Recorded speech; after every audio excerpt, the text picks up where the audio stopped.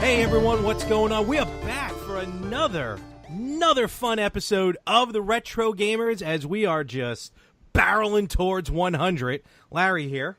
And Anthony here. What's going on, West Coast? I don't know. The same thing that's always going on the West Coast. We do everything you guys do just 3 hours earlier. Sounds good as long as there's no fires or earthquakes. Not to my knowledge. I think we're safe. Good. I think we're safe for the moment. How about you? Are you in the middle of another nor'easter? No, we're good for now. I think we're at 3, maybe 4. And the best, I think that was number 4. The best part was it was the day after the last nor'easter. It was actually worse than the actual nor'easter. Yeah, well, that's kind of awesome. Oh, and by the way, didn't it come the day after the first day of spring? Actually, the day of. Oh, it was the day. I think it was the day. Yeah. Happy spring. Screw you. Love Mother Nature. No springs. But yeah, no, we're holding strong right now. Making a little rain, but we're doing good thus far. All right, well, that's good to know. But you want to talk about a storm? We got a whole different storm brewing right now because I'm about to introduce. We have a special guest this week, and this is officially the first crossover of the More of the Same network, because we have with us this week the host, not even the co-host, the host of the Yin and the Yang podcast. He's been on the show before, folks, but for some reason, I gave him his own show. Ladies and gentlemen, Anthony Chu.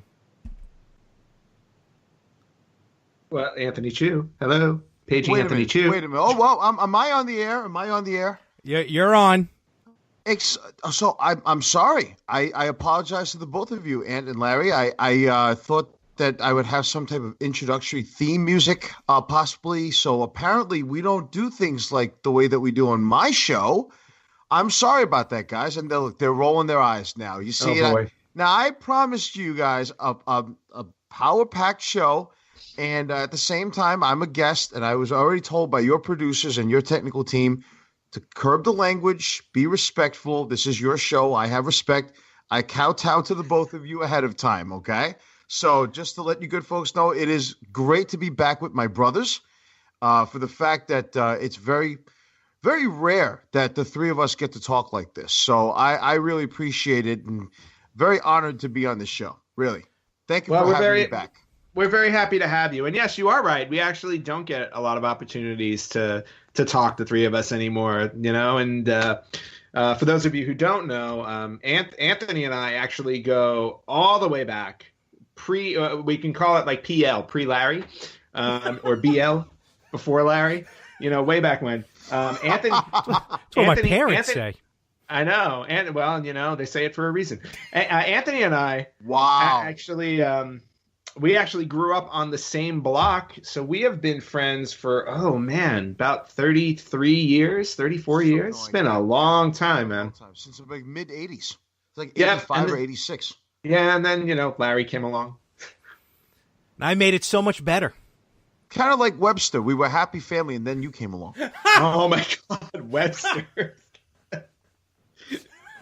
Wait a minute. I thought Webster made the family better.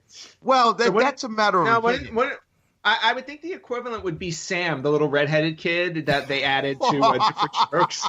The one that got kidnapped? Oh, no. Yes. No. Please don't say it. You are the Danny Cooksey of our group. Wow. Danny Cooksey. Holy, okay. That is I'm putting my headphones down now. I can't take this. I may need to get Frank on here right now. That is a pull. Oh, holy cow. Let's not get started. Frankus Dudley. Wow. The kid who got touched by the bicycle shop Never owner. go into a bike shop. Oh, God. already. All the millennials who are listening to the show are probably like, "What are these?" They have no idea. Well, you know what? I mean, we are called the retro gamers, so I mean, anybody listening, let's face it, you're going to be getting a lot of '80s references in here. So the wheels are off. Yeah. All you millennials, put your Tide Pods down, okay, and listen very carefully. No, Tide Pods are over. That was so last month. So check out the Yin and the Yang podcast. That drops every Friday right here on the More of the Same network. You can find it everywhere. And we talk just real fast. Ant. Oh my gosh, there's two ants. Yin and Yang ant. I don't know what to call you. Chuzilla. Okay, that works. I refuse to call you that. Just give us a quick synopsis of what the Yin and Yang podcast is all about. Wow, I'm actually getting a spot to plug this. Okay, I appreciate it. And time is up. Thank you. And now you know why my show is the redheaded stepchild of the entire network. Your show is the virtual boy of the More of the Same network. Okay, I'm leaving.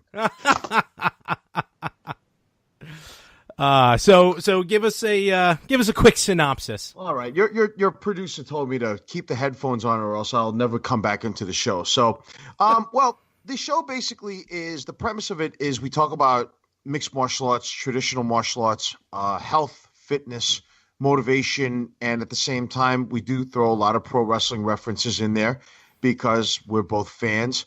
And we really, I'm virtually a martial art junkie. So I'll watch and listen and read anything. We had a lot of history involved. So, and we want to be able to help out our fan base known as Choose Commandos and Mormons Militants. Yes, that's what we call our fans. Wow, I have no response to that one. Okay. But it's fun. Well, sometimes silence speaks volumes. It's a fun one. Usually so. Not in a good way. So check it out. So yeah, Ant's going to join us. He'll give us his ideas. Kind of a different view than me and Ant. That's to say, we know way too many. I have way too many friends that are named Anthony. So tell me about it. I'm one of them. This past week, L.A. Here we go. We're gonna do this. We're gonna do this Zombieland style. Los Angeles. How was WonderCon? WonderCon, yes. So WonderCon was actually pretty good. For those of you who don't know what WonderCon is, it is a comic book convention that takes place, or at least this year it took place in Anaheim, at the Anaheim Convention Center. Okay. And it was, I want to say it was Friday through Sunday. So 23rd, 24th, and 25th of March. I went on Saturday morning, the 24th. Mm-hmm. And I was only able to stay for a few hours because unfortunately I had other plans that I needed to attend to that afternoon. But I got there bright and early in the morning and got there at like 7:00. Doors open at 7:30. Wow. Doors open at 7:30 to let you in the inside line. Oh, okay. Then stood on the inside line or sat on the floor on the inside line until about 9:30 when they actually opened the doors. So, and I had a handful of plans. Now, granted, a lot of this will not be video game related, so just warning to people who are listening. But just to go through it really quickly, first person I actually hit up was a very talented comic book artist for our good friend Frankie, who is the #1 fan of our show. Yes. He wanted to commission an artist by the name of Ken Lashley to do a Wolverine. A piece of Wolverine art for him. Oh, cool. And I was fortunate enough to actually have a conversation with this guy for a good half an hour. Oh, wow. Nicest guy in the world. Super talented. He was doing like a Batman cover for somebody while we were talking the entire time. Man, geez, talent. Anyway, so we were talking for like half an hour with my friend and I were talking for like half an hour with Ken Lashley, and he was telling us how he was designing the Avengers Infinity War toys for Hasbro. Oh, wow. for Avengers 4. Oh, not Infinity War coming out, in May, but the next one, the sequel. So, and he was just kind of explaining how, and he didn't give away any spoilers or anything like that, but he was actually kind of explaining how, like, he went to Hasbro and Hasbro was like, okay, he's like, you're going to be doing the toys for Avengers 4. He's like, and they were showing him a slide. They're like, all right, so here are the heroes that are left in Avengers 4. Oh. And all he said was, he just sat there for 5 minutes processing not only who was up there, but how many people were not. Wow. So apparently we're in for quite the surprise when we see Avengers 3. He didn't give out any other details, but he just said, I don't think people are expecting what's going to happen in this next movie. So I'm really excited now to see Infinity War, because apparently, a lot's going to go down. It's almost like the Mortal Kombat Annihilation of the Marvel Cinema Universe. Just taking out a whole bunch of people. Well, you also have to realize there were over 50 characters in the film. So naturally, absolutely. People are going to. But I'm sure, and they were talking about. I thought that was all going to happen in Avengers 4, because I thought the contracts were up. But I the only one I figured was going to be, and this is not a spoiler, this is just what I'm assuming, was going to be Cap. Chris Evans. I don't know. He may just be one of many. We'll see what happens. Oh, yeah. But anyway, interesting. Very cool. So, super nice guy. For those of you who are into comic books, look up Ken Lashley's work. He's done a lot of work on Black Panther. He actually designed some of the costumes they wound up using in the movie were his designs. Oh, wow. Which is really cool. And by the way, the Black Panther movie, if you have not seen it, you must be living under a rock, because it's by far and away one of the best Marvel movies out there right now. Highly recommend it.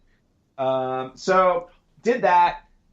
Went around. I got a few of my comic books autographed by artists, which was really cool. I hope so. And then after I did that, I wandered around a little bit because I wanted to pick up some stuff. Now, I didn't pick up a lot, but because by the time I had gotten around to actually shopping, I was already getting tired and I was running out of time. So I looked around really quickly and I found a couple of cool things. One was IDW apparently is doing a brand new, and this is video game related, a brand new Sonic the Hedgehog comic book series. So cool. they had a special convention only cover. This is an exclusive. Nice. Oh wow. Exclusive cover that I picked up there. And then both of you guys will love this one. So there's that Ghostbusters exists as a comic book now too, right? Did not know that. Which version? Is it the one with Tracy the monkey or the girl? Oh, not that Ghostbusters. Well, that funny. Tracy. It's funny you should say that, because I used to watch that with Primeval. IDW just released this exclusive cover, but Ghostbusters crossing over. Oh, wow. Both teams. The men and the women. Comic book. Oh, wow.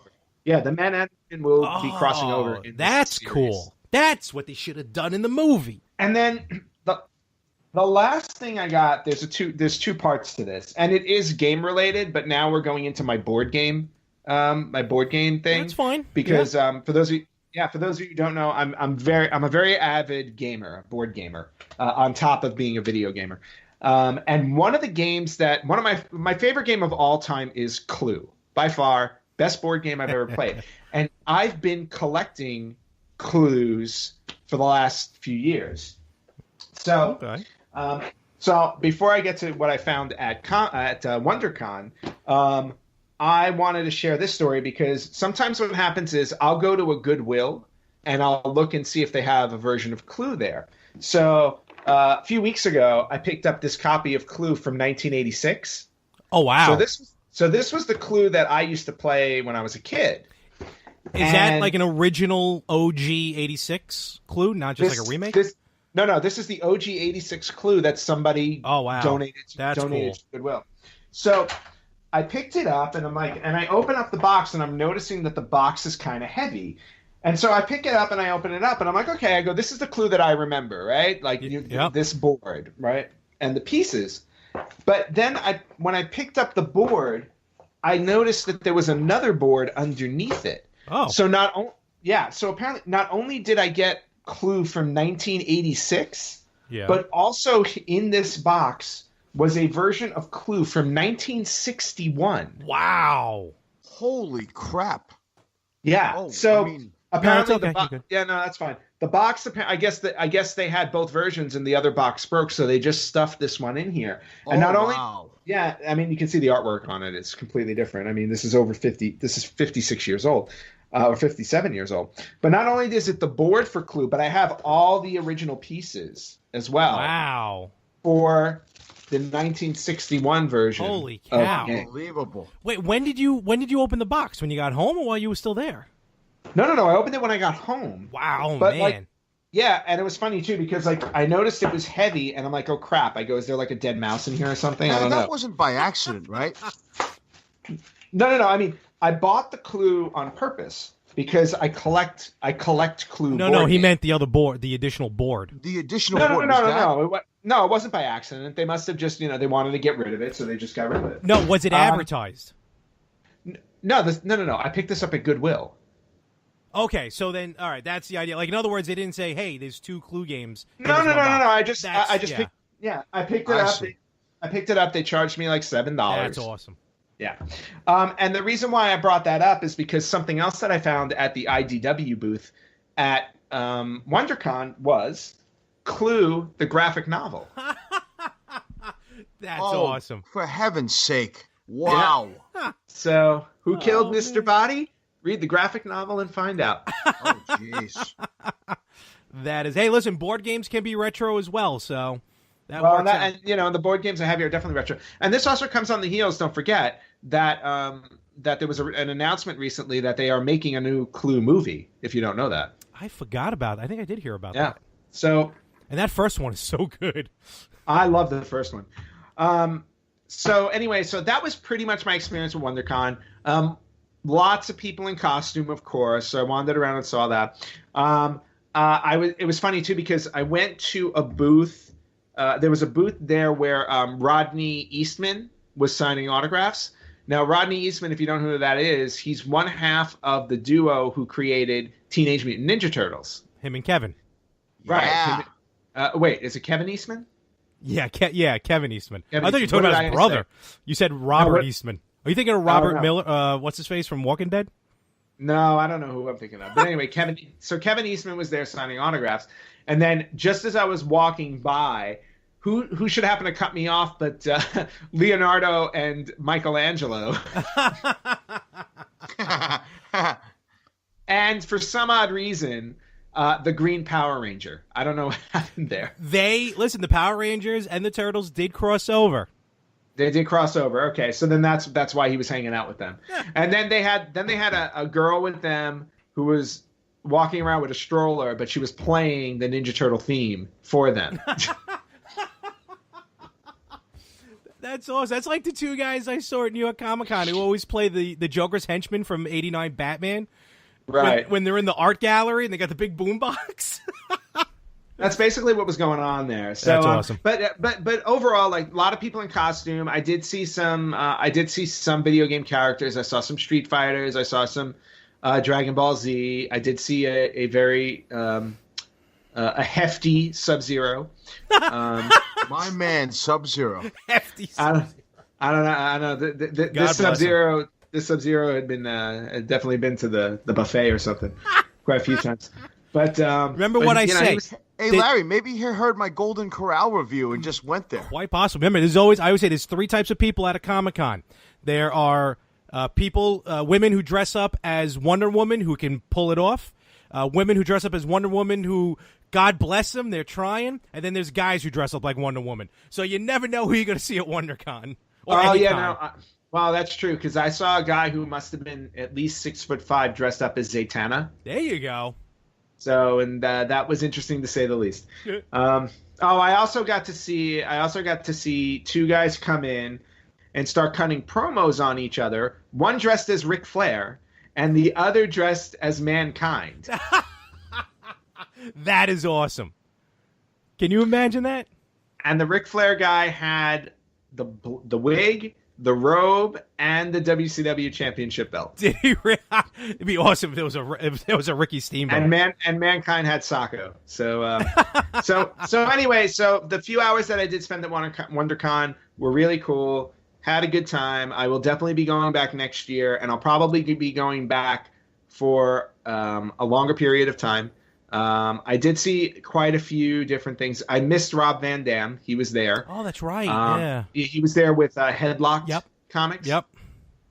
I did stop by that booth to talk to them for a little bit, but he wasn't there yet. Okay. I was going to ask you, were there any notable celebrities or any distinguishable guests that, were signing autographs, taking photos, and things like that? Well, see, the only one that I saw was at the Hollywood Sci-Fi Museum. Nichelle Nichols was there. She played the original Uhura in Star Trek. Oh, cool. Okay, yeah. So she was there. She was doing an interview when I walked by. But for the most part, all of the panels, because they had a lot of panels. They had panels for like a lot of the CW shows like Black Lightning and Arrow and all that stuff. Like I didn't go to the panels. The panels basically would take up all of your day anyway. Yeah, honestly. So that's where you go to see the actual celebrities. But because I'm, a comic book, like I'm also a comic book guy, and I've been recently getting back into collecting comic books. I was more interested in meeting the actual artists who drew some of my favorite characters. So, so I got to meet a few of them. I got to get their autographs, including Joe Rubinstein, who was an artist for Wolverine for a while. Okay. So I got him to sign something, which was great. Cool. So all in all, it was a great time. I had a blast. Our good buddy Josh over at Victims and Villains. What did he ask for? He asked for a comic from an independent, like a small publisher. Okay. I guess two guys who were doing their own thing. And it was really funny, too, because when I went up to them and I said, they're like, oh, feel free to take a look, read any of the books, see what interests you. I said, no, I'm just picking up something for a friend. And they looked at me and they said, oh, are you picking up for Josh? And I'm like, yeah. I was like, how did you know that? Wow. Which is kind of funny because you're both on the West Coast. You still got to get it to Josh somehow, who's up in Pennsylvania or somewhere. I know, but apparently, Josh had the inside track with these guys. They already knew who he was. It was funny. They said two names. They're like, are you here to pick up for Josh or so-and-so? And I was like, no, Josh, what the hell? Cali's an interesting place. That is awesome. Anyway, WonderCon was really cool. I unfortunately did not get an opportunity to head over to Revolution Gaming, which was probably the only video game booth on the floor. Okay. Which I do regret. I wish I did have a chance to head over there. But overall, I mean, WonderCon was a good nerd central. Highly recommend anybody who's in the LA area or likes to travel to conventions to check it out next year. It's definitely worth cool. checking out. No, listen, cons are awesome. So very, very cool. And it sounds like you got some good holds. I mean, that Clue game, I know how you are with it. And that find is phenomenal. I'm ecstatic about it. Honestly, that's like a board I would almost frame and hang up. Right? Let me also make sure that your listeners know one thing about you and Clue, Ant, is the idea that since we were kids all the way till now, every time we played Clue, 99.9% of the time, you win. You are like an expert at this game, and it's almost scary that this game so well in and out that I knew that I was just, when I got on that board, I was just playing for fun because I knew most of the time I'm not going to win this. It's a given, pretty much. Well, I mean, that's very true, and I'm glad that you know that. But it's not, and it's funny, it's not just the board game. Like, I own Clue for Super Nintendo. I own Clue for Genesis. I don't know if I have the Clue for Xbox 360, but it came out on one of those Hasbro game nights. Oh, yeah, that's right. Yeah. So I haven't been able to track that one down. I got to look for that one. But And my next purchase also, and I don't know if you guys remember, I used to play this as a kid, was the Clue VCR game. Oh, I don't remember that. Yeah, the Clue VCR game. I used to play with my cousins, actually. We used to have a blast playing that game. The only VCR game I remember is that horror one. Yeah, Nightmare. Yes. That one was fun too. Cool. I mean, you got some good stuff. Very cool. Did you at least see anything retro game? I know you said you couldn't get to the booth, but was there anything? I did see. Well, I did see two people dressed as Mario and Luigi. I also saw two people dressed as Waluigi and Wario. Oh, nice! They run into each other. That was kind of cool. Yeah, I was hoping they would run into each other, but they didn't. I did see a few booths that had they would. I didn't realize that mystery boxes are now like this huge thing. Yeah. Like they got them all over New York Comic Con. Yeah, I know. I get the Loot Crate stuff, and that's pretty much the same thing. But yeah. So there was one booth that had mystery boxes, and they were in the shape of the coin block. I've seen those out here. And then they had a larger one that was rectangular in the shape of an NES controller. It was probably it was like this big. Wow. It was pretty sizable. That's cool. So there were a lot of those mystery boxes going around, and I just wasn't going to do it because I'm like, if I'm going to do a mystery box, like I want to do a mystery box of like video games. I don't want to get like a T-shirt and like a tumbler. Absolutely. So yeah, there was definitely some video game representation there. Like I said, the one I really wanted to go see, I didn't get an opportunity to, unfortunately. That's all right. Yeah, but you run out of time, it happens. Absolutely. Yep.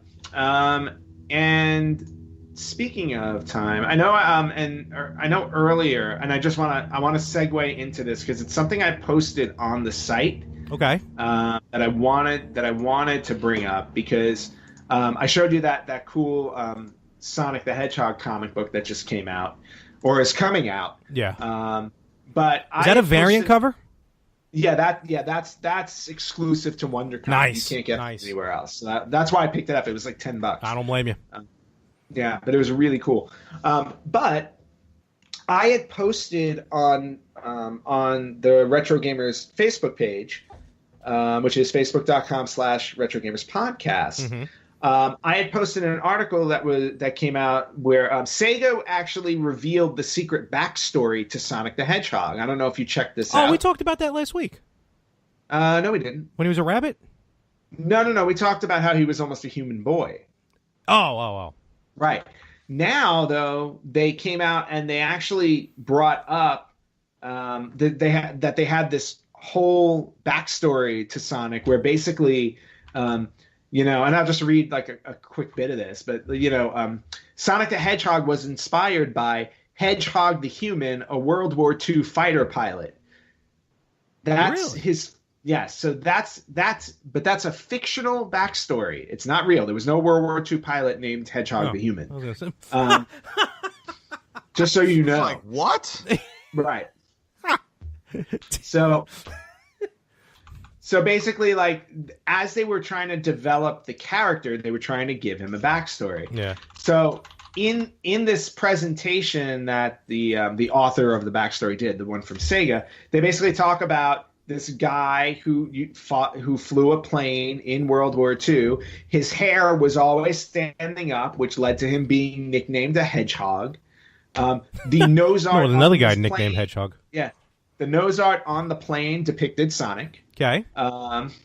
He got married to an author of children's literature, and she wrote a children's story about him, about a hedgehog, and that's where Sonic came from. Interesting. So. Yeah, so it's just really interesting how now we're talking 26 years later, 26, 27 years later after Sonic came out, that you're getting these little nuggets of information. Like, here's this little secret backstory to Sonic that nobody knew about until they did this. That's pretty cool. So I thought that was kind of cool. Very cool. Very cool. Yeah. Alrighty. Well, that's good. So you got a lot of stuff, a lot of cool stuff, man. We're going to have to talk to Josh. That's a retro game that you bought with Clue. So we may have to add that to the price. New Jersey. Do you know about this contest that we have happening? No, I please clue me in. So, hey, get it? I see what you did there. Clue in. Yeah. So what we're doing between me and LA is we are doing this. We contest. really are zombie landing this. That's the only way. We are doing this contest that Josh from Victims and Villains. I want to, hit him with a cookie sheet for suggesting it. That we see who by the end of 2018, we would all know that by the end of 2018, whoever purchases the most dollar value of retro games has to buy the other person a Virtual Boy. So that's the contest. Oh, that's what you're talking about. Yeah. I think I heard that on the last episode you guys did. Yeah, exactly. So, and I Why keep would saying you... Wait a minute. This is a double-edged sword, okay? Because, LA, if you buy Larry a Virtual Boy, wouldn't that basically make you a hypocrite because you're spending money on one? But then if you don't buy him one, then you lose. Then if he buys you one, you're going to smash it to the ground anyway. Exactly. Right. That's where I benefit because I already know I'm not going to lose because I know Larry's shopping habits. So what gives you both the advantage? Let me ask you that. What gives me the advantage is Larry doesn't know how to keep his wallet in his pocket. And he goes to this game store called Game On every week. So he's spending money every week. Me, on the other hand, I'm really only buying retro games pretty much when I go to Super Potato, which is once a month until June. And then I'll be more or less done for the year. Larry, what gives you the advantage? The fact that I have none. That's pretty much it. So, yeah, but I didn't go to Game On this week. Actually, I won't be going to Game On for a little while. How is that a strength? I thought you bought something. I did, but not from Game On. So where did you go? Here's what I got. First of all, this was from, it was originally from Newberry Comics, but I found them cheaper on Amazon. So these are going to be going back when I get the ones from Amazon. But I picked up some more pop vinyls to add to the giant collection. These are 8-bit Teenage Mutant Ninja Turtles. Nice. And it is all 4 turtles. Raphael and my favorite, Michelangelo. These don't count, do they? No, they don't. No, they do not count. Also, before I show the other purchase I made, I do want to make one thing that actually New Jersey did for me, as this Friday is my birthday. And I did get an early birthday present. And LA, God, it's going to be difficult. Remember we were talking about ThinkGeek? Yes. So I got the album. Very nice. New Jersey was kind enough to get me the Namco Museum Greatest Hits album. I didn't open it yet.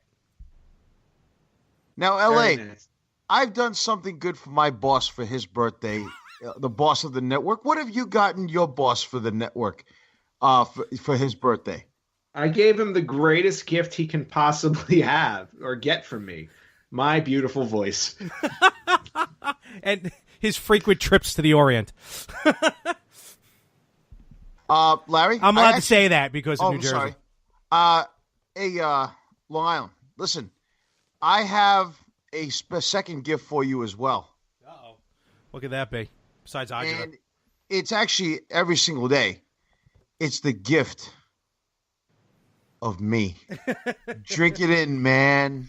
Yeah, it was funny when I said it. Copying what I said just doesn't work. No, I just made it better. No, definitely not. And speaking of, I will be mailing your Super Potato purchases this week. All right. And there will be a little extra something in there for you. Oh, way to try to one-up me here. See, I got the man something already physically before his birthday. He's trying to one-up me now. And I can only assume this may be from Japan, so who knows? So, Larry, you have to remember, or I should say, Mr. Chu, Mr. New Jersey. You have to remember something. My gifts come from sometimes 3,000 miles away, and in other instances 10,000 miles away. So that makes them even more special. So Here's the other purchase that will count towards the tally that we have for the thing. And LA, you actually sent me the link for this.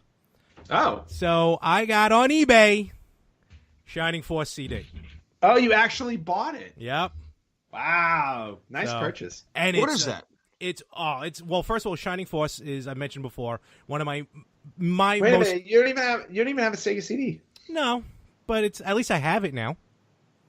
I hate you. Now I'm gonna have to buy it. It's Shining Force to me is one of the best RPGs ever. The series is fantastic.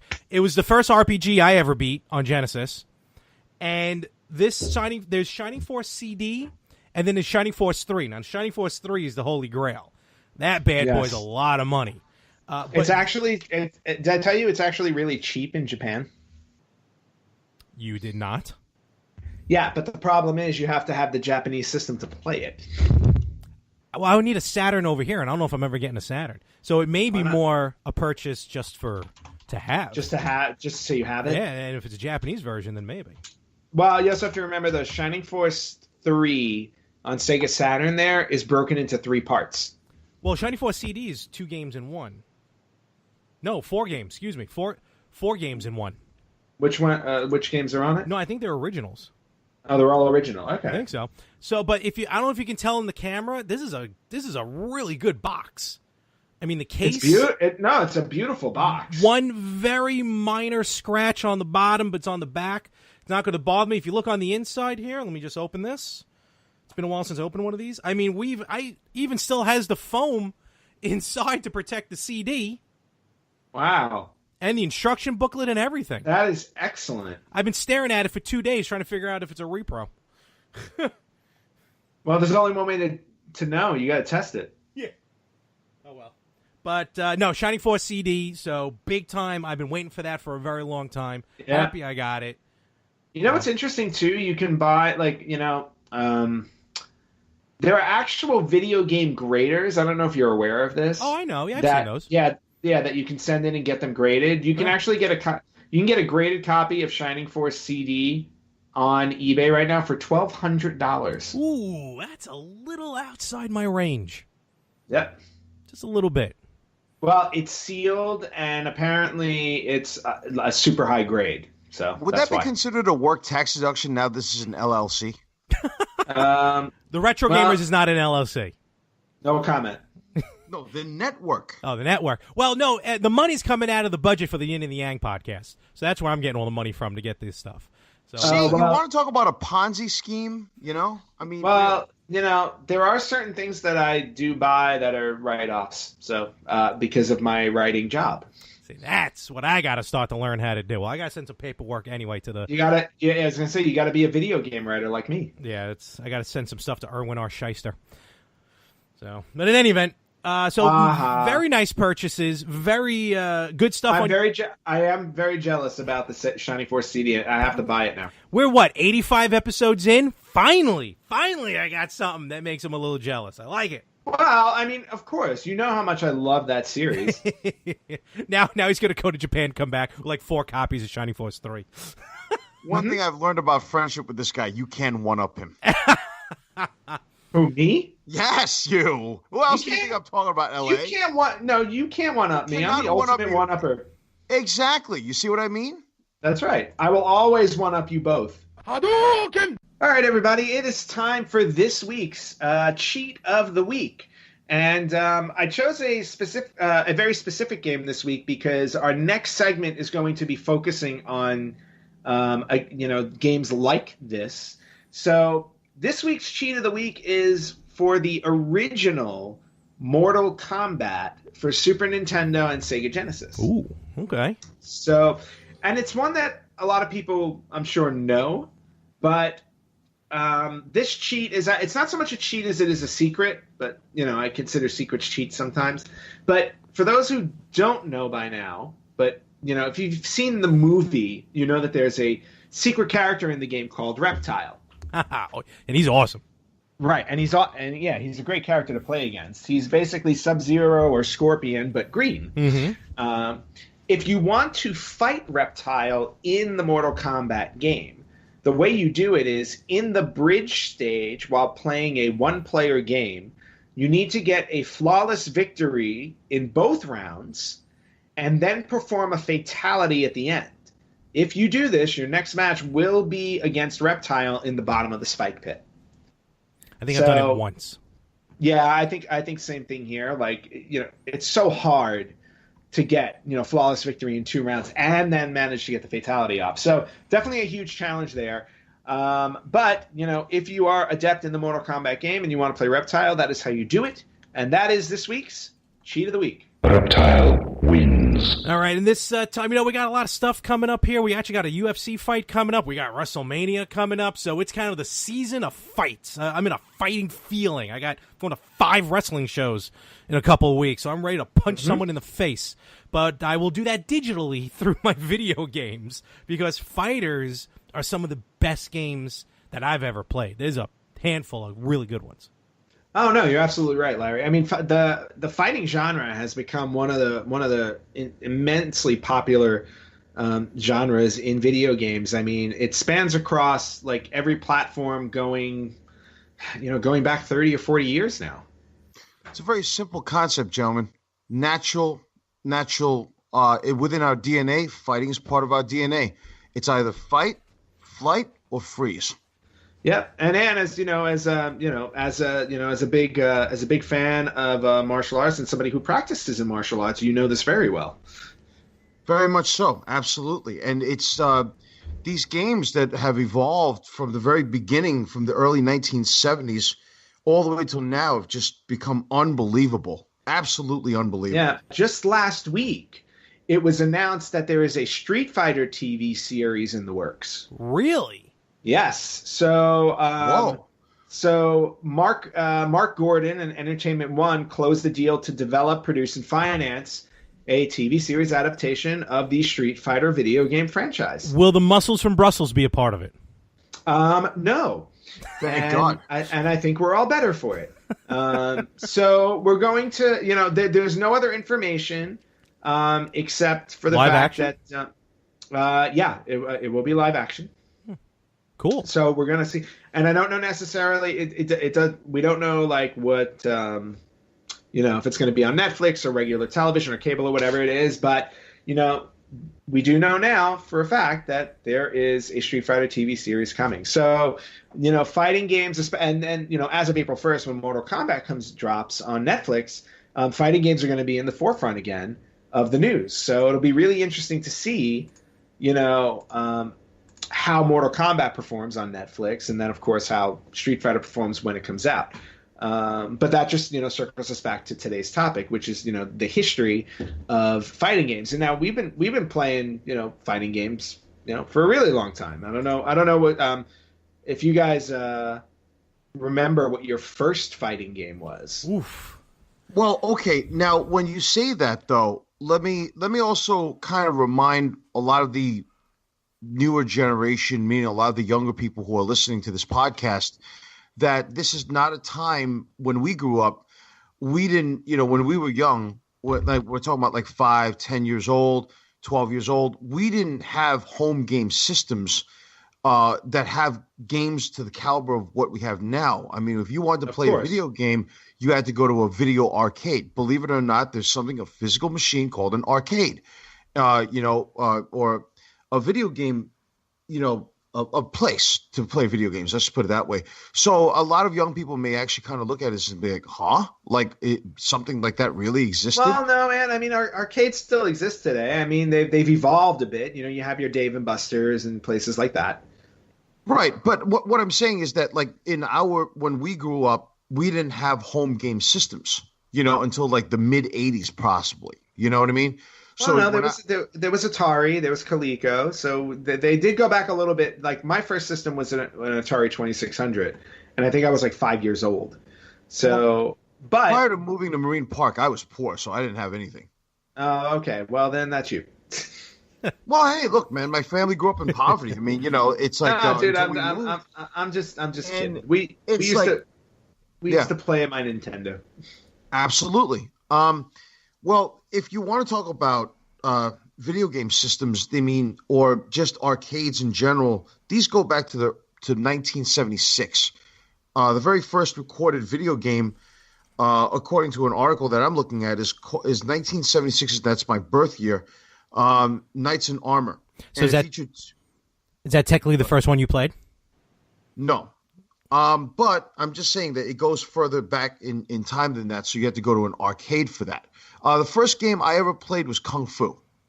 Yep, and that was a good fighting game. Or Kung Fu Master, whichever you want. Well, I was gonna say, to me, Kung Fu was more of a platformer. It wasn't necessarily. I wouldn't put it in this genre necessarily, but I would. But I think. What do you think, Larry? I was gonna say, I would say like this, like we're talking about like one-on-one fighting. Yes, player one versus player two, right. Or player one against the computer. Mine, right. I mean, even if you want to go back, even boxing on the Atari, I may have played that. I remember really though the first one, not even Karate Champ. I think mine was probably Street Fighter 2. Honestly, wow. I remember vividly. Is going to get a little local. Breezy Point Surf Club over at Breezy Point, obviously, and they wheeled this arcade in. They had some arcade games over there in the cafeteria, but they had this new one that everyone was crowded around. I'm like, what is this all about? And it was 2 players, and I walked over to it, and it was a game called Street Fighter 2, and I don't even remember a Street Fighter 1.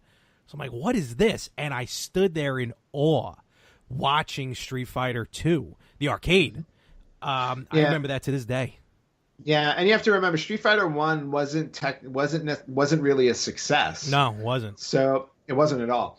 It was Street Fighter 2 that put them on the map. But and a lot of people like you, Larry, I'm sure you're not the only one who got into fighting games with Street Fighter 2. Mm-hmm. I remember that being the first one that really hooked me. Yeah.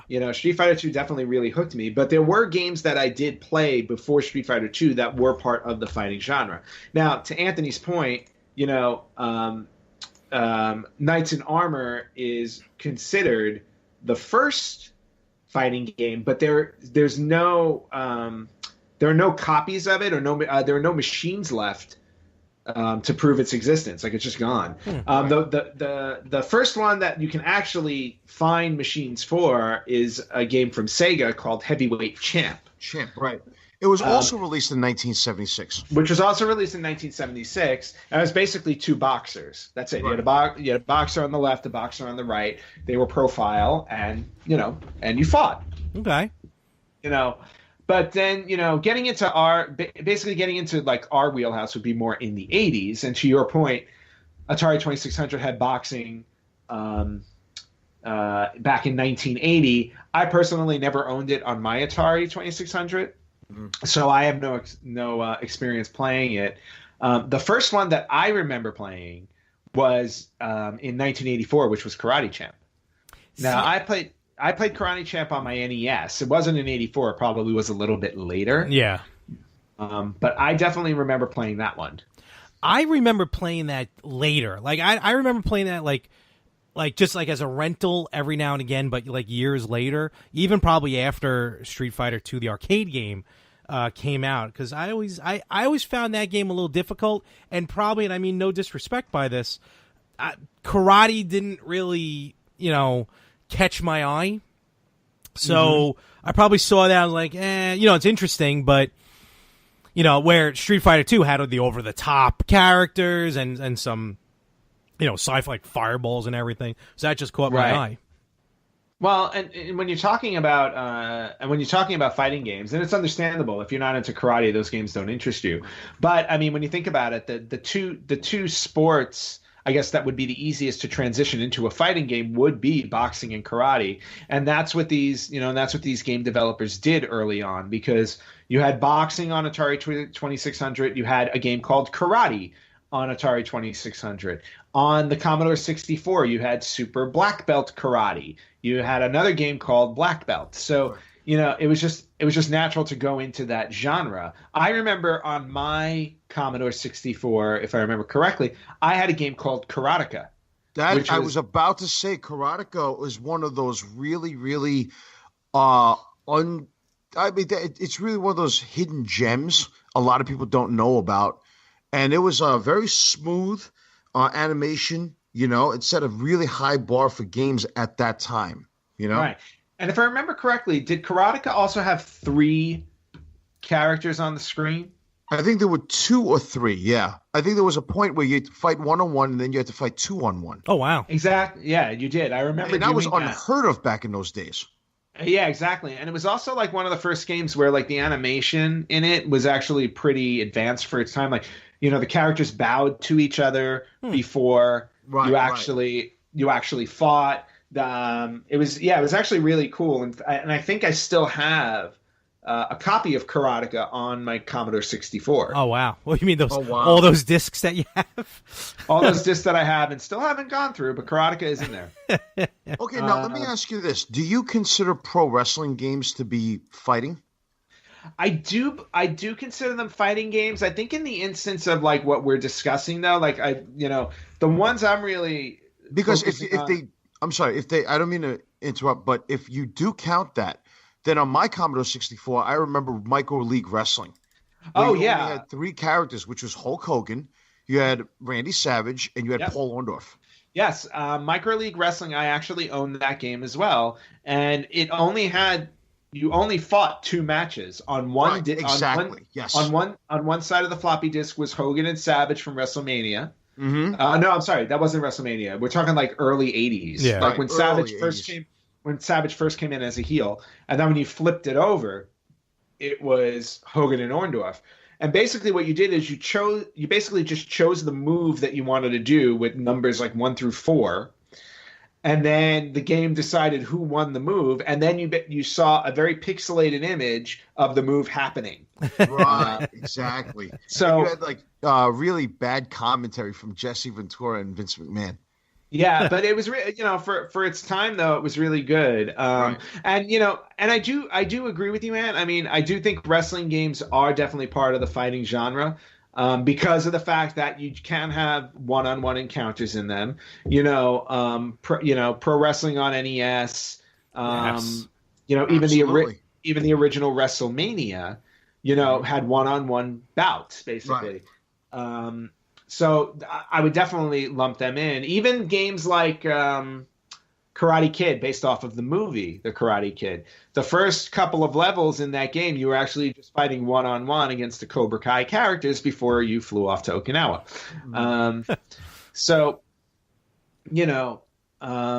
There are definitely like a ton of fighting games, that came out in the 80s that were influential. But again, a majority of them were karate-based, which was interesting because, in 1985, Konami released Ye Are Kung Fu. Right. Kung Fu. Or Year of Kung Fu. Right, Year of Kung Fu. A year before that, in '84, we got Urban Champion, which was a brawler. I remember Urban Champion. I remember that. That was a good one. I'm starting to think maybe the reason for the karate is almost like the reason why it was boxing, because it was kind of all you had was punches and kicks. So you really only had to worry about like 4 animations almost. Early on, left punch, right punch, left kick, right kick. Well, also, let me also bring up one other point. When you talk about karate and boxing, if you think about the premise as a martial artist, they very similar in the sense that karate has punches, kicks that are very basic. Boxing has 4 punches that you use, and everything else is combinations. So I think as a game developer, it's a lot easier to put those move sets into a game as opposed to doing kung fu styles where there's multiple different styles, there's multiple different moves, and it's very hard to decipher and how to use it if you don't practice the arts to understand how to create a move set, because there's so many different movements. Mm-hmm. So I think that as a game developer, it's much easier for you to develop a karate or a boxing game. And also, I mean, yes, obviously Bruce Lee brought Chinese kung fu in different styles to the forefront in American media, but again, still very hard to capture in the game world. And kung fu is slowly beginning to develop in the Western world and gaining more attention but karate and boxing has always been there because it was brought over by the U.S. Armed Forces during the World War II and the Korean War.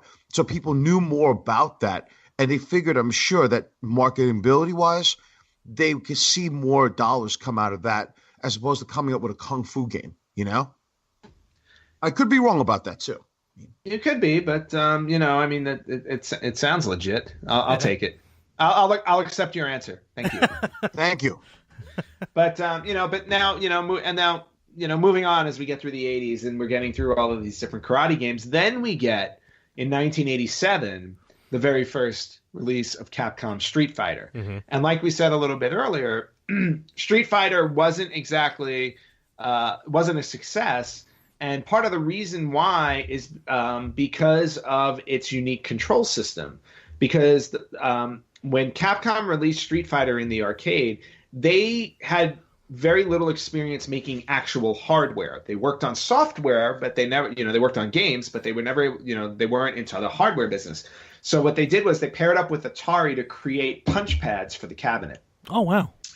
And what the punch pads did was the harder a player hit the punch pad, the harder your punches and kicks in the game would be. Really? I honestly never knew that. What the heck? Yeah, so the original game was based off of punch pads. Now, what happened, though, was it was very, very hard to use correctly. And what wound up becoming a bigger issue for them is that people who were playing the game were getting injured punching the punch pads.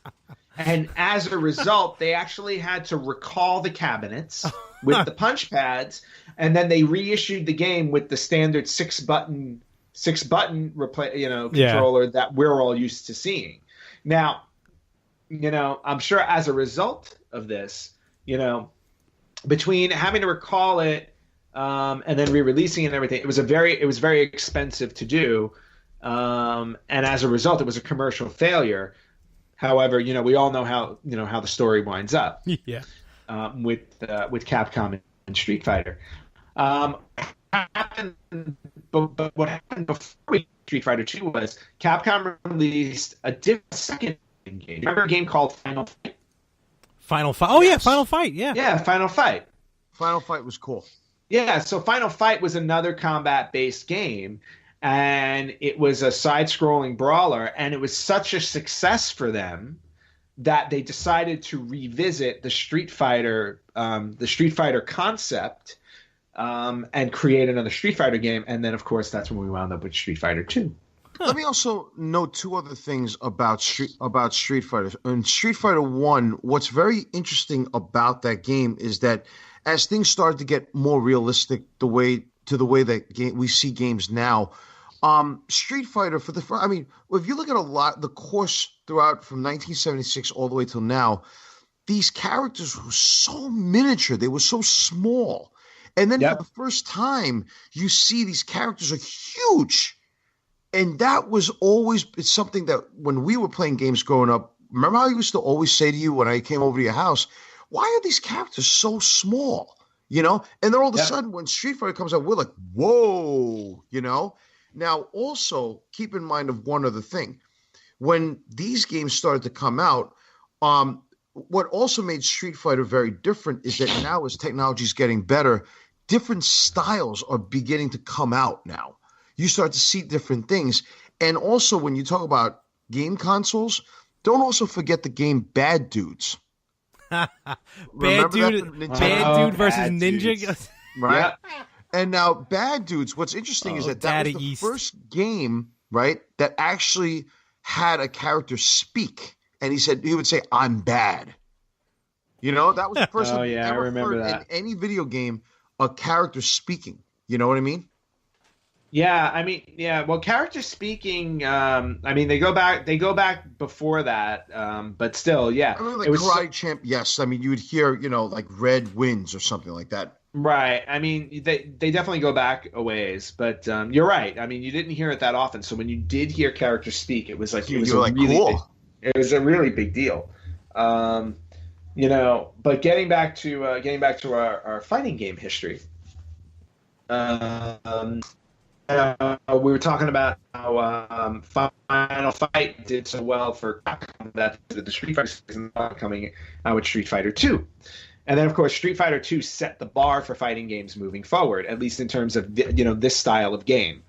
And, to this day, I think we just, Capcom just released a new Street Fighter not too long ago on PlayStation 4 and on Xbox One. So the Street Fighter series has definitely proven itself time and time again. And they're gearing up. We're going to have the 30th anniversary Street Fighter game coming out soon for the PS4, Xbox One, Switch, and Steam, which is going to have, 12 Street Fighter games in it. All OG graphics, too. Yeah, I mean, and it was just, and the interesting thing about Street Fighter 2 was, Street Fighter 1, when it came out, I think it had maybe 6 or 8 different players.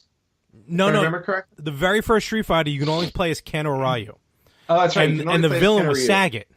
Right. Excuse me. Right. Street Fighter 2. It was the second one. Street Fighter 2 allowed you to play as 6 different characters. And that's where it picked up. And that's where it started to pick up, because then you had once you give players the opportunity of choice. And not only that, but every character had a different move set. Yes. So you had to learn different moves. They all had different special, abilities and whatnot. It became that much more enjoyable. And not only that, you got to play other people in a quick game of who's better than who. Exactly. I remember the first time I played Street Fighter 2 there at the Beach Club. I put my quarter down. I was E-Honda, and I played for 30 minutes. Now, granted, I just used the 1,000 hand slap in the corner. This is before we knew cheaping. So before that was a thing. And then someone came in and just whipped my booty. But let's say this. Baby, Guile. I was going to say, who was your go-to in Street, and any incarnation of Street Fighter 2? Turbo, where you got to use the bosses. Super Street Fighter 2, that introduced 4 new characters for the first time. So, who's your go? Mine, Jersey. Yours is Guile?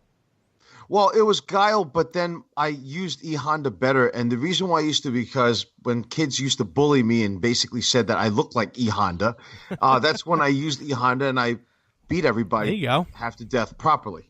Look, you're still upset over that? Look, man, that was like 20-some years ago when I called you that. Well, no, you're one of the bullies. I see that. Okay, maybe we should have we should do a PSA on bullying. Trust me, I will. I on here and have them do a PSA. Trust me. I have never bullied you once in my life. Just to let you know, right? Lies. It's a cats and dogs, right? Yeah, the cats always bully the dogs. You're the cat. Yeah. You are a cat person too. And I'm the dog. I am a cat person. LA, who's your favorite? Who's your go-to? My go-to was always Chun-Li, because I could figure out, it was very easy to do the kick move. Yeah. So I was like, I always had problems doing those combination moves. So I was like, oh, you know what? I just kick people to death. I'm good. My go-to is Chun-Li as well, actually. I just enjoyed her move set. She had a lot of cool stuff. She was able to bounce off the side of the screen. Remember that? Yeah, that was really cool. Yeah, and she would deliver a cool, like a knee to the head or something like that. Yep. So that was my go-to. That's cool. And then with Street Fighter 2, this then led... Now, Street Fighter 2 was the one that really kicked it off, in my opinion at least. But then Mortal Kombat came in and just blew the doors down. Well, there's no question about that. Wait a minute. Well, let me also ask you guys this. As far as arcade fighting games are concerned, I mean, how can we skip over Double Dragon?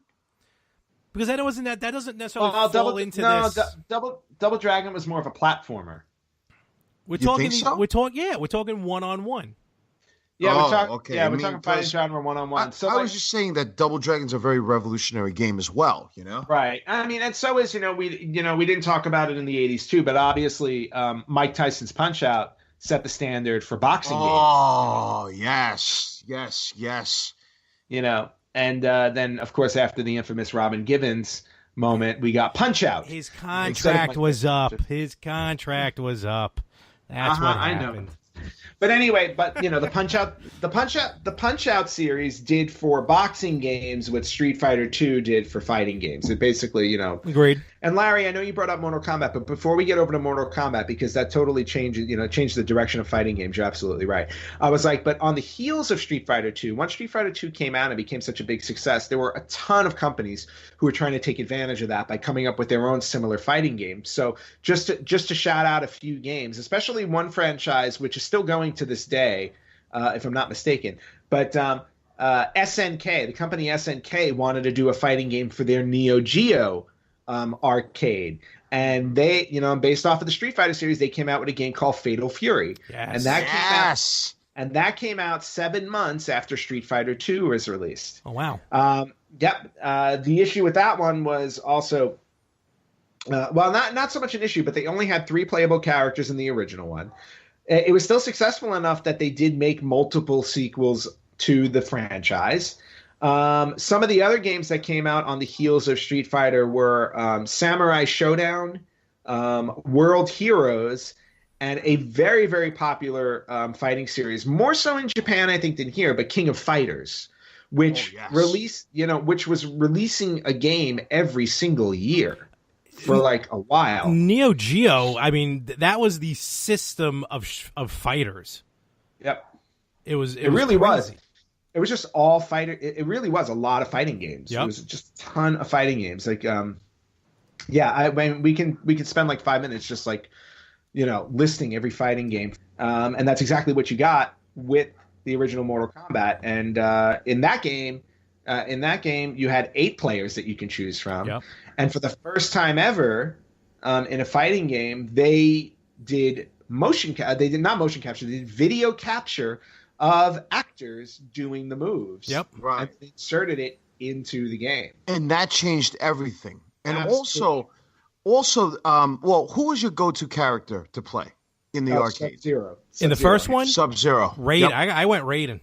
Really? Yep. Raiden was my second choice, but Sub-Zero was first and foremost. Mm-hmm. Now, within the yin and the yang, when we were talking about martial art video games, there was something that Larry had brought up about that game that changed the entire course of video gaming as a whole. That game was the first one, I think, Larry, that you had mentioned that because of that game and the violence behind it, it was now we have ratings, right? It led to it. Yeah, exactly. Mortal Kombat was one of the games, along with Night Trap and several other games of the time. Right. That led to the ESRB ratings on our video games because it was brought forth to Congress, saying that these games were too violent and kids should not be playing it. So they came up with a ratings system similar to the rating system we see on films. Right. And Mortal Kombat was definitely one of the main drivers of it. I remember I was in high school when that thing came out, and I cut classes one day with a former friend of mine, and we went to remember in Flatbush Avenue and Avenue T, there was a place called Funland or something like that. It was next to a Burger King. Oh, Buddies. Is that what it's? It was called Buddies. Yeah. Yeah, Buddies. Buddies. Love We Buddies. went in there, and they had just gotten Mortal Kombat that day. And my friend knew about it, and my former friend knew about it. And then what happened was we went to go play, and he got a code from one of his buddies, and he showed me the Sub-Zero fatality, and I had never seen something like that ever, and it shocked the daylights out of me. It was insane. I mean, just to see something like that. No, I remember seeing it as well. I mean, it was absolutely insane that a game could be that violent. I mean, and of course for kids our age, because we were, all teenagers about that time, or closing in on teen years, Larry. It was the coolest thing ever. It's like, wow, it's like I can cut somebody in half, I can chop their heads off, I can rip their head out with their spine, it's all and show it to everybody. Really crazy. I can wreck somebody until they explode. Out to everybody. So yeah, Mortal Kombat it was a game changer. It became super popular. It spawned countless sequels up until this day, where we have Mortal Kombat X or Mortal Kombat 10, if you want to call it that. I don't know which one they're calling it. I think they call it X, and that's even incorporated more people. They had Jason, Had the Predator, had Alien in it. Yeah, there's like a ton of guys in it. And of course, let's not forget the jump to 3D. Mortal Kombat 4 transitioned the series over to 3D, which are the games that we see today. Now, it would behoove us also to bring up one of the first 3D fighting games, which was Virtua Fighter. Remember Virtua Fighter? I remember when I was going to college, my first year of college, I went to Pace University, and they had a Virtua Fighter 2 actually at the time, in the cafeteria. Nice. I wasted so many hours playing that game. Just in between, and I will, very clearly in between classes, not during. He still has his double masters. Don't worry. I still have my degrees. But I just remember pumping so many quarters into that game because it was just it was a new way of playing a fighting game.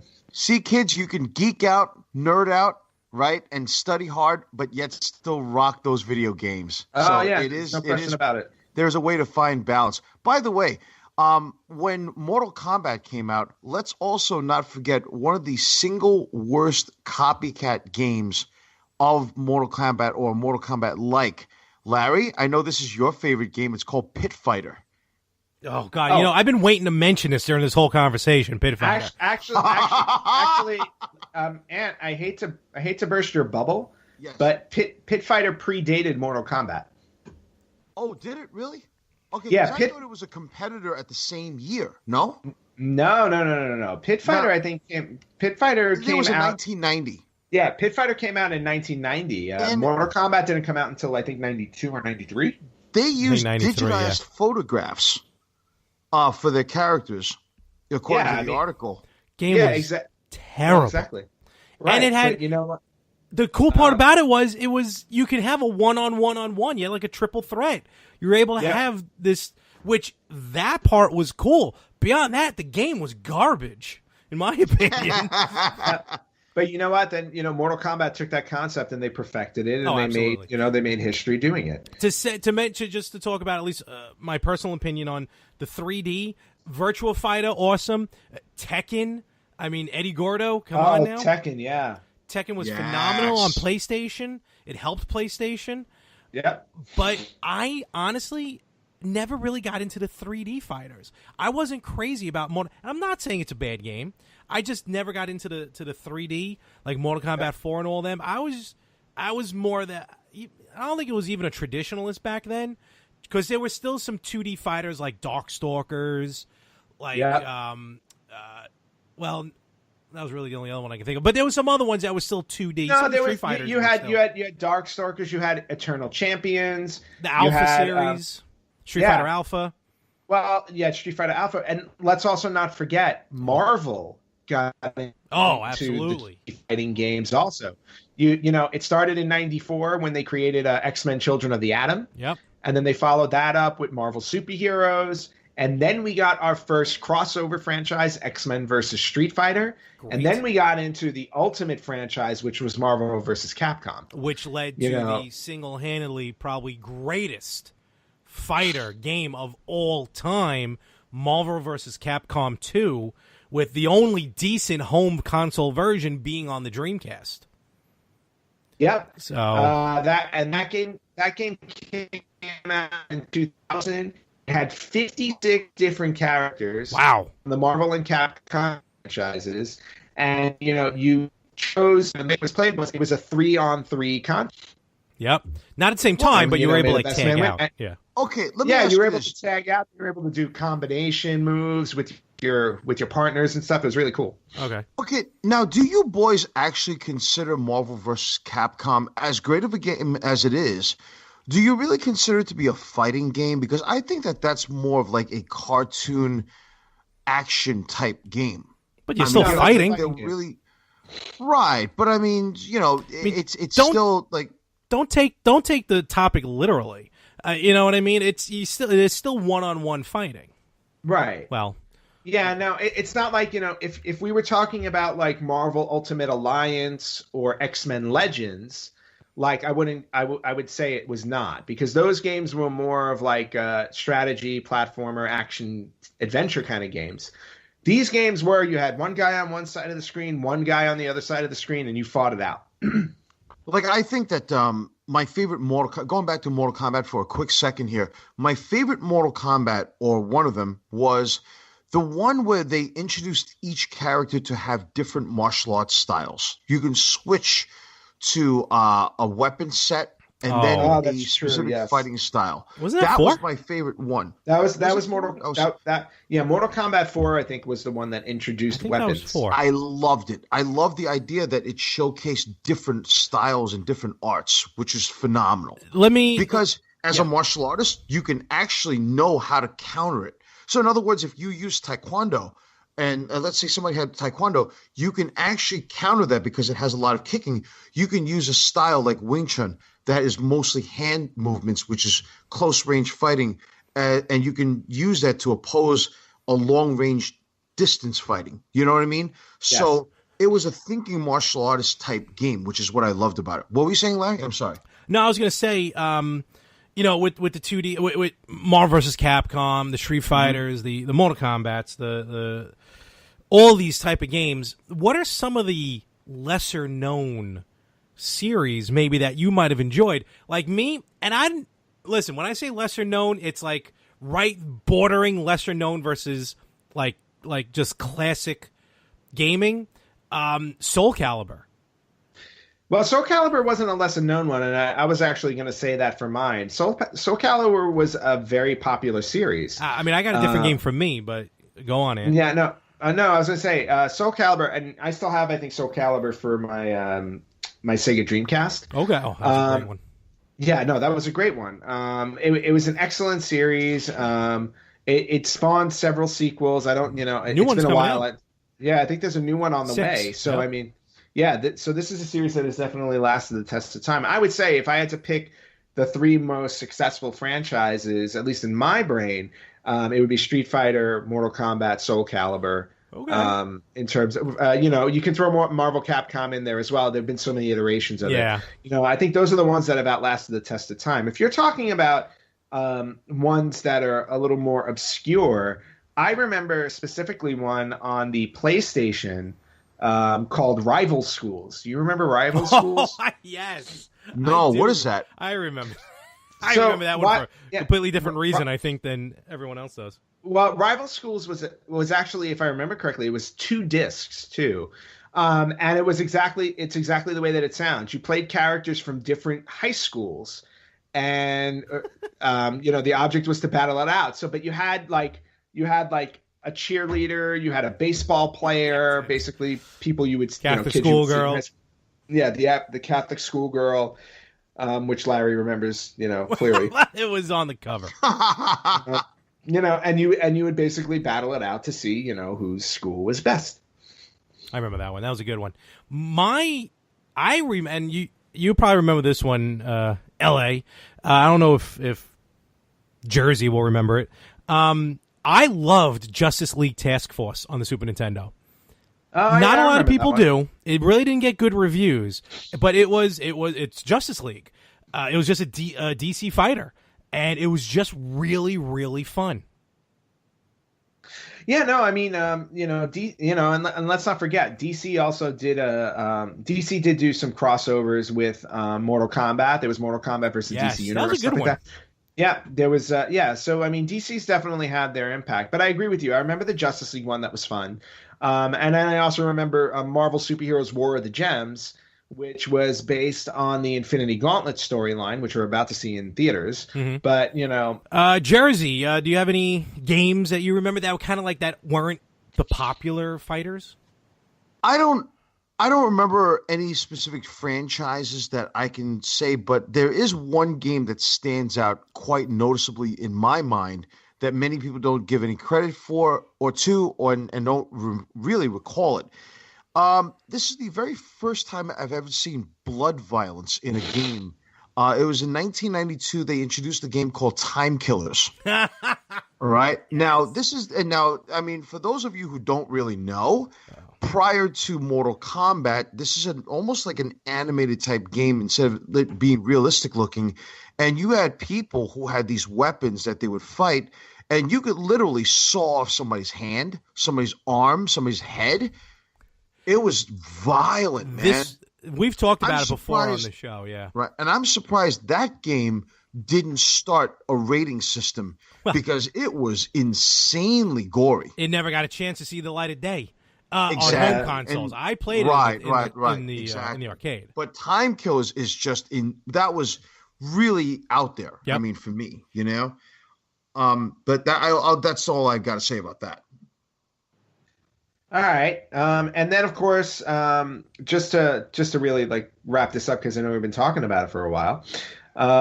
We can't forget Nintendo getting into the fighting genre with what has become one of the biggest fighting franchises, of all time, which is Super Smash Brothers. Yeah, and you know what? It's funny. We mention it often here. Huge Nintendo fanboy. So to have this game finally where all these Nintendo characters come together just to beat each other up, I was not a fan of the original Super Smash Brothers. In fact, I didn't get into Super Smash Brothers probably till the Wii U for some reason. I don't know why. But I wasn't. You're missing out because Super Smash Brothers Melee on the GameCube is considered the best, the best Super Smash Brothers game. Mm-hmm. So I would highly recommend you go back and get a copy of that. Again, I'm not saying it's a terrible game. It's not. It's an amazing series. I don't know. I couldn't get into it. It was weird. Interesting. But what about you, Ant? Did you ever play Super Smash Brothers? No, not really. I never got a lot of exposure to that game. I know a lot of people who love it, absolutely love it. To me, I don't really define that as a fighting game, though. That's all you do is fight. All you do is fight. It's just that you fight multiple players. It's not just one-on-one. Yeah. No, I don't have a lot of exposure to playing that game, so I really can't comment on it. But have you guys? I mean, do you guys actually rank that up to be really high up there as far as? I would. Even though I was crazy about it, I would. Yeah. Okay. In fact, I did a little research to find to look at what are the top selling fighting games of all time. Okay. And I thought I would share the top 10 with you guys. But before I get to that, let me ask both of you, which fighting game, based on our conversations today and the games that which one is the best-selling fighting game of all time? We're talking console. Ooh. You know what? I'm going to say Street Fighter. Well, game, not franchise. Oh, I'm sorry. Well, I'll still say I feel like it's a Street Fighter, and I'm gonna say probably Super Street Fighter 2. Okay, and what do you think? I'm gonna have to give this to probably Mike Tyson's Punch Out. That okay. So you got or Mortal Kombat. Okay. So you got Punch Out or Mortal Kombat, Larry. You got Super Street Fighter 2. Okay, yep. I'm gonna run through the top 10 really, really quickly. All right, Paul Schaefer, give us a drum roll. You'll actually be very surprised what you hear here because I was surprised when I looked at the list. All right, so from number 10 up, we've got number 10, Super Smash Brothers for the Wii U, 5.24 million units. Wow. Wow. Number 9, Super Smash Brothers, the original for N64, 5.55 million. Okay. Number 8, Mortal Kombat at 6 million. Wow. Okay. Yeah. Now, I wouldn't be surprised if it I mean, granted, that's a high number for it, but I bet the ratings had to do with that. Probably. No, wait a minute. Are they in this article when they say top 10? Are they comparing money of what it made at that time, or is it an equivalent to what it is now? Units. It's units. It's not dollar amount. It's units. Okay, I see. Yeah. So I see. Number 8 is Mortal Kombat. Number 7 is Super Smash Brothers Melee for the GameCube at 8.1 million. Okay. Wow. Number 6, Tekken 5, 8.2 million. I remember that one being really popular. Yep. Number 5, Tekken 3, 8.5 million. That was a good game. Yep. Number 4, Street Fighter 4 at 8.76 million. Okay.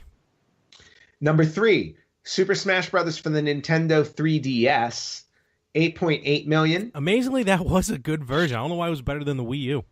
Yep. Number 2, Super Smash Brothers Brawl. Wow. What's with the Super Smash Brothers thing? 13.2 million. And the number one game, the number one fighting game sold was regular Street Fighter 2, 19.2 million. Wow, regular Street Fighter 2. All right, I was close. Now, but what I find the most interesting about this list is that 5 of the titles on the list are Super Smash Brothers. 5 out of the top 10. It's crazy. Which is crazy. And then to look really quickly at fighting franchises, the top 5 fighting franchises, we've got Mortal Kombat at 37 million, number 5.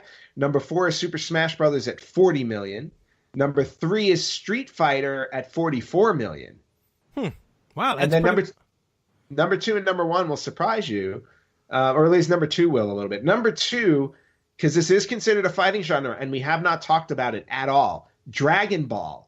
45.95 million. Very true. They're one-on-one fighters, yeah. You also have, you have to remember how many different Dragon Ball games have come out. Yeah, and Dragon Ball is huge over in Japan. And the number one best-selling franchise, you have to factor in Japan. Yeah. The number one best-selling franchise of all time in the fighting genre is Tekken with 47 million. Really? Tekken? I'm very surprised by that. All right. I figured it'd be on the list, but not number 1. Yeah, Tekken is currently number 1. Oh, and there's a big jump off between 5 and 6, which goes to show you just how few fighting genres are successful. Mortal Kombat is at number 5 with 37 million. Number 6 is Soul Calibur at 12 million. Oh my gosh! Well, there's a lot more Mortal Kombats in Soul Calibur too. Very true. All right, cool. Well, get your fight on, people. It's coming up on the weekend of fights, so let's get in the mood. It's Easter. Before we go, let me ask you guys, what in your minds are the top 5 greatest fighting games of all time? That's tough. I can tell you maybe top 3. I was gonna say I think I probably named them all at some point. Yeah, I mean and it also depends if you want to count wrestling games as fighting games, because I would count those, and I know we didn't talk about them that much during this. And that's because we talk about wrestling games all the time on this podcast. Oh, okay. I mean, I would definitely Super Street Fighter 2. I remember playing a lot because of the 4 new characters. I remember playing Mortal Kombat 2. A lot of the sequels. Mortal Kombat 2, I played often, and a third one. I mean, I like Justice League Task Force, but I wouldn't put it in this list. I probably played a lot of Soul Calibur 2, again, the sequels. Soul Calibur 2 on the GameCube because Link was in it. Okay. For me, I would say that the 3 most revolutionary games, retro games, as far as I'm concerned, would be, in no particular order, I would say Mike Tyson's Punch-Out is definitely one of them. The second one would be Kung Fu Master, right? The one where you have to go up multiple levels. Yeah. Yes. Right. And lastly, I would say to you would be Mortal Kombat, because that changed the game. And each one pioneered something different to the next level. And then I have to go with Mortal Kombat Trilogy. I remember playing that ad nauseum because it had everybody in it up until that point, from Mortal Kombat 1, 2, 3, and Ultimate Mortal Kombat 3. Yes. So I got to go with Mortal Kombat Trilogy. I want to say it's Soul Calibur 2. On Dreamcast? Was that the one on Dreamcast? There was one on Dreamcast, yeah. Wait, no, Soul Calibur 2, Soul Calibur 1 was on Dreamcast. All right, so then it was the original Soul Calibur. Okay. So I got to go Soul Calibur on Dreamcast. Mortal Kombat Trilogy on N64 is where I played that one. Yep, so did I. And then Mike Tyson's Punch-Out. Okay. Nice. Cool. Good list, gentlemen. Good list. You know what? Let us know some of your favorite fighters at the Facebook page, facebook.com/RetroGamersPodcast. Let us know what games you like to beat people up in when you're in the mood for a fighter. Super Smash Brothers! All right, Larry. All right, Anthony. We've got a very special wacky retro game for this week. Wacky retro! Boy, am I excited. I'm very excited about this one. Oh, man. He's never excited. I know. And since we've been talking about the fighting genre, I thought I would look up a wacky retro fighting game. And boy, oh boy, did I find a good one. This week's wacky retro game is called Battle Raper. Whoa! What? Holy cow! What the hell? Raper is. I'm going to assume that wasn't on Nintendo.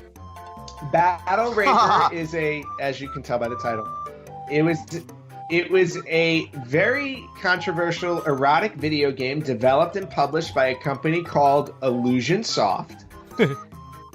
Okay, and as you would as you would expect from the title, basically what happens in the game is it's a hand-to-hand combat 3D fighting game, and the game features power-ups that you can pick up in the arena. I don't even want to know what those are.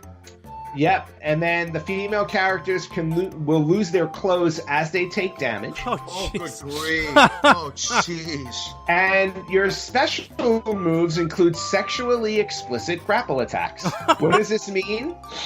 In the game lets you physically molest the 4 female fighters with, Oh, my good lord. with horned-up grapples and force yourself on them after you win. Oh my gosh. Was this only released in Japan?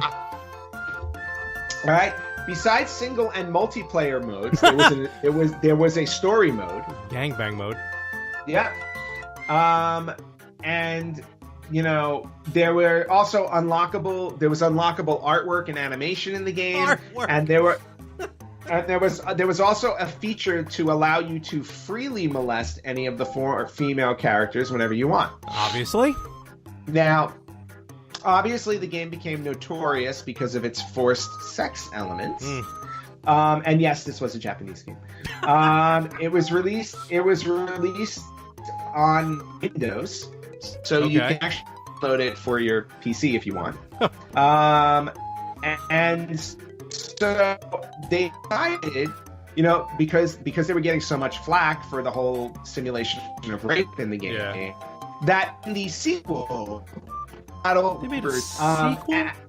the sequel in 2005, which was wow. also playable on Windows, when you defeated the characters, instead of raping them, they actually had consensual sex. Oh, well, all right. So everything turned up roses. That's good. Right. So once the fight against the female character was over, the game would enter a special mode where the unconscious woman lies on the ground in front of the player, who now has to heal her wounds. Oh, I've tried using that line a few times. Doesn't work. Through sex. Oh, boy. This is supposed to be a kid's show. All right. And Battle Raper is this week's wacky retro game. Boy, that was out there. Soul Calibur. What an episode! Holy cow! We ran the gambit, folks, of all these different we games. ran the gamut. What'd I say? Gambit? Gambit. You say Oh well. I was just watching X-Men. yeah, Gambit is a Marvel character. He was in the Marvel Fighters. Shame on you. He wasn't in it. Never to have his own movie. Anyway. But this was yes, Larry, you are correct. We have run the gamut. This is a good episode, and I'm glad to have our longtime friend Anthony Chu on, representing the network. Thank you so much. I appreciate it, guys. It's been a heck of a ride, and I really had a lot of fun, and I didn't utter one curse word. No, I were know good. you did, and no, thank you, and thank you so much for coming on. And please, please, please don't hesitate to not do it again. Ah, boy. It's all right. Well, you know what? We one day we'll have Anthony on the yin and the yang. No, we won't. No, what? we won't. Wait a minute. Let's not hash this out on air. I've got too much yin for his yang. I was just told to show respect while I'm here. That's all. So again, Ant, you know, where can we listen to the yin and the yang? When does it drop? Things along those lines. Yin and the Yang drops every single Friday, and you guys can hit us up with any comments, questions. If you want any shout-outs, Yin and Yang Podcast at gmail.com, and we're also on Facebook. Just look for the Yin and Yang Podcast, and we're found on YouTube, Spreaker, iHeartRadio, Alexa. I mean, everywhere you can get your podcast at. And pretty much that's where you can find this show as well. Ant, you got anything coming up over there on the West Coast? Oh boy, do I ever. I have nothing. All right, good for you. Well, I mean, next weekend is I was going to say next weekend is WrestleMania weekend, but that is 2 weeks away. 2 weeks away. From when we're recording, yeah. Well, even when it drops, yeah. Right. Well, next weekend is Easter. Yes, it is. That should be fun. Yeah. So after I find all of the eggs that the Easter Bunny has hidden for me, including the rotten smelling one, I didn't find last year, I will be celebrating at Disneyland. Oh, good for you. Yes. Excellent. Jersey, you got anything going on this upcoming weekend? This upcoming weekend, absolutely not. It's just all about the grind. What do we call our appearances? We have a tour. Larry and I, we have a tour called Just When We Thought We Were Out, They Pull Us Back In tour. And last year's was? I Should Have Quit While My Monkey Was Still Funky tour. So that sounds kind of dirty, so I'm not going to comment on it. That's actually a Dusty Rhodes thing, to be honest with you. Okay, well, we have fun on the Yin and the Yang. Yeah, I'm sorry, go ahead. I was going to say, I'm glad you guys have fun on the Yin and the Yang. Well, we try, and we're going to be at Chiller Theater. So is that next weekend? No, that's the end of April. That's the next up and coming thing for us. Oh, and by the way, yes, there's one other thing that's happening the week after WrestleMania, and I just want to thank you for the very huge hospitality and appreciation that we had announced on the Yin and the Yang that Larry will be inducted into the first inductee into the USW Hall of Fame. So it'll be a black tie affair, and it will be celebrated by the Anti. I believe that is non-sanctioned and was not approved by the president of the USW. So therefore, it will not be recognized. We'll have to talk about that one off air. Anti-USW Productions. And I have such a busy week and a half coming up. I got 2 hockey games from this recording. I got, like I said, multiple podcasts to record, and then I'm on my way down to New Orleans, Louisiana for WrestleMania weekend. 5 big shows in just as many days. Well, actually 6, because I got a couple of access. And I may run into a pod brother of ours down there, Brandon Miller, part of the PS Midnight Cast. He's going to be down there more for WrestleCon than WrestleMania. So I'll try and say hi to him. And just because as Chu knows from the Yin and Yang podcast, if I don't do anything good, I do best is self-promotion. I will have 2 Facebook Lives coming up this week, actually. It's either from my Facebook page or the same Facebook page. I haven't figured it out yet.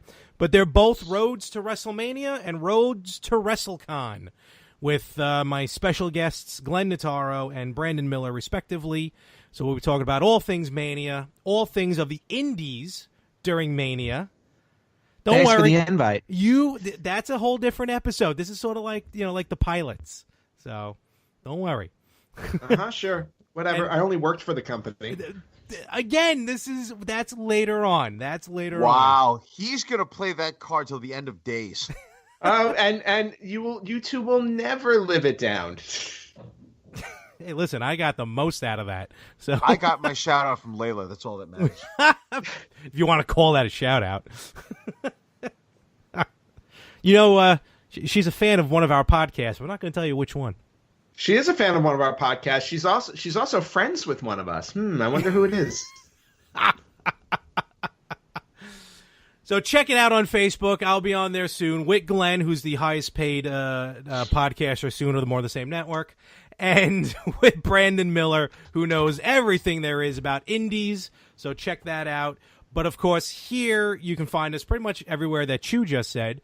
You can find the Retro Gamers podcast, and where else can they find us on social media? Well, you can find us on our website, www.theretrogamers.com. You can find us on Instagram at @the_retrogamers. And you can find us on Facebook at facebook.com/retrogamerspodcast. Absolutely.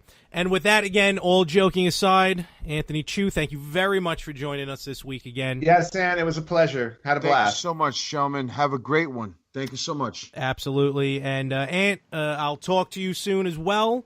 Enjoy LA. Hope everything's going good out there. It is, and I love it. Good, good. And with that, folks, make sure you tune in next week right here on The Retro Gamers.